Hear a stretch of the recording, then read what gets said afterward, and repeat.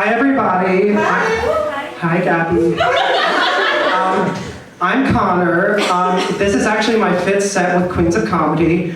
I was supposed to have my 5th set last term, but I was unable to perform due to being sad and depressed.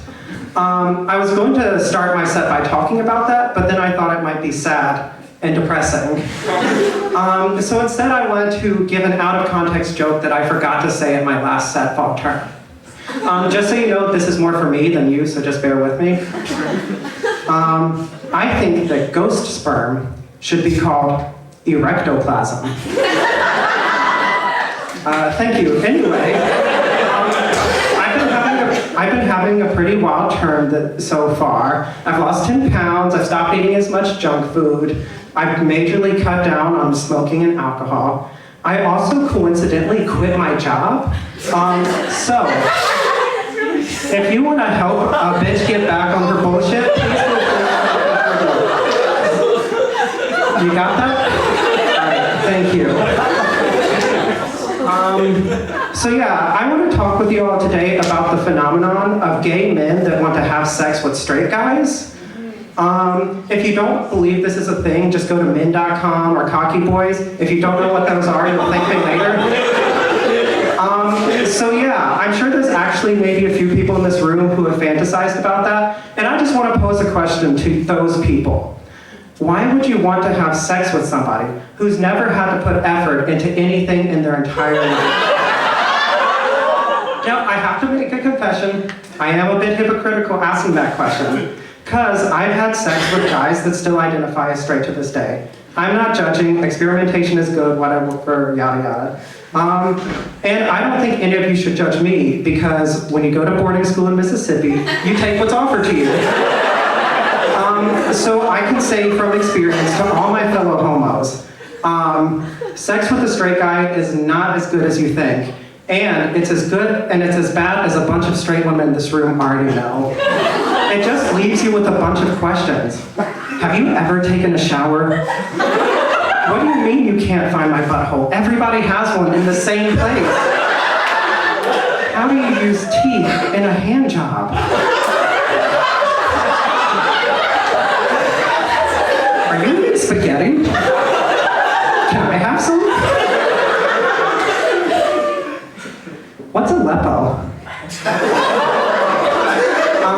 Now, before any straight guys try to come for me, just know I don't care. And if you have any complaints, please put them in the comment section. Thank you.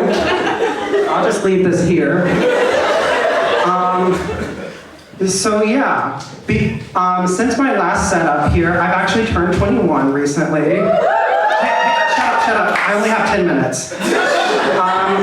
So yeah, it was actually a weirdly difficult transition for me. Specifically, as I mentioned, I'm from Mississippi, and every time I give my ID to somebody to buy liquor, they're always like, don't give any Mississippi IDs up here. That leaves me at a major conversational impasse. My first instinct is to immediately yell, I promise it's not a fake ID, and then burst into tears. And that's not very convincing. So I moved on to a slightly better strategy, which was to just list a bunch of random facts about Mississippi to prove I live there.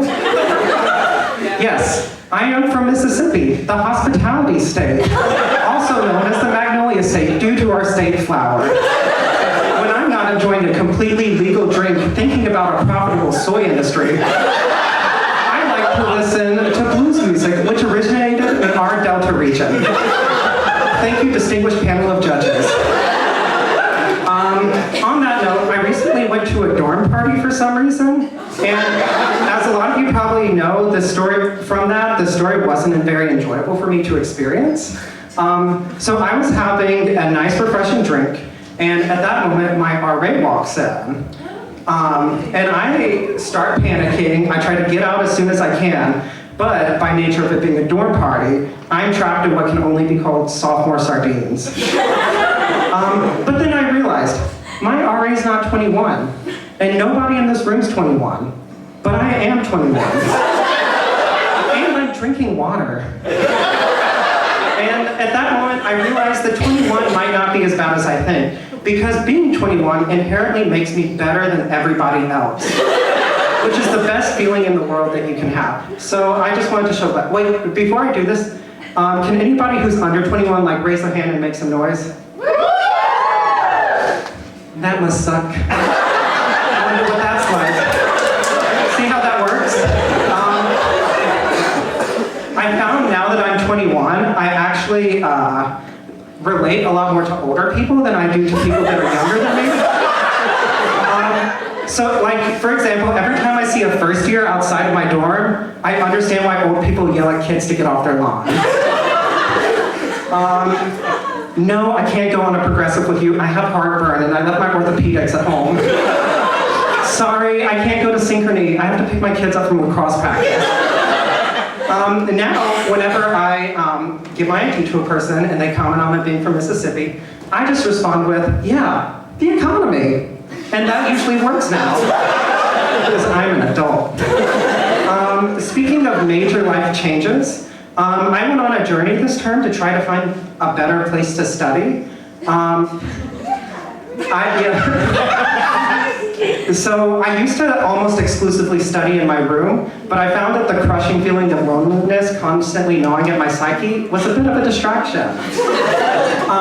So I did what any normal person would do, and I tried out the library. And that's had a few issues. Fourth library was a bit too loud, and I found that every time I go there, I see every person I never want to see again. Then I tried third live, also a bit loud, and there's always that one couple that's making out. They know who they are. Then I went to first and second live, and that was kind of quiet, but that also led to a problem because I am in a near constant state of flatulence. And in the quiet that is first and second live, it sounds like a chainsaw. And I believe in body positivity, so I refuse to be judged for that. So the library was a bust, so I left and I was going to my dorm, and I was just thinking, where can I study that I won't have any of those problems? And then it hit me. And by it, I mean a carelessly tossed frisbee hit me in the head and gave me a concussion. But luckily, the subsequent ambulance ride brought me to the best place in town to study, the Northfield Hospital. So now every time I just want to study, I just fall down the stairs. And some of you may be doubting this method, so let me explain it. First, it's just as quiet as I need it to be. It has the exact same atmosphere of stress and despair that first and second live have, but I can fart as much as I want. Because if you judge somebody's asshole in a hospital, then you're the asshole. Second, I never see people that I don't like there, and if I did, they're in the hospital, so it's a net positive.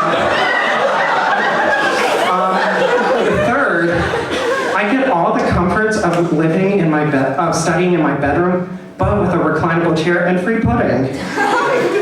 Fourth, I never have to worry about being alone, because if I want to talk to somebody, I can just unplug a few machines or die for a bit, and somebody will come running. Fifth, never have to worry about somebody making out, because despite what Grey's Anatomy and gay porn taught me, the hospital is one of the least horniest places you can be. Have you ever tried to make out with somebody in the same room as a bedpan? Sure, there's a lot of latex, which is kind of hot, but it's really not that hot when it's almost exclusively on the hand of a nurse who seemingly just fisted a snowman. Yeah, and finally, I think that going to the hospital so much has made me a better student. The doctors and nurses can help me with my bio homework. Yeah, I get a bunch of extensions on all my assignments because of all the concussions. And the constant and extensive insurance fraud I have to do every time I go to the hospital is a fun brain teaser. It's like Sudoku. Yeah, because it would suck if I had to put myself in massive amounts of debt just to get an education. Too bad I don't have to do that. So yeah, that's my set. But before I go off, can I have Melanie, Adam, and Lynn walk out here, please?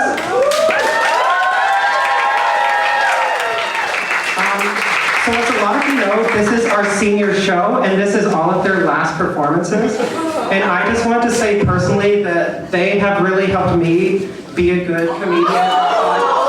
And they've really helped me to entertain all of you, and they've spent a lot of themselves entertaining you, and I'm sure I speak for the rest of Queens. So can we give them a round of applause?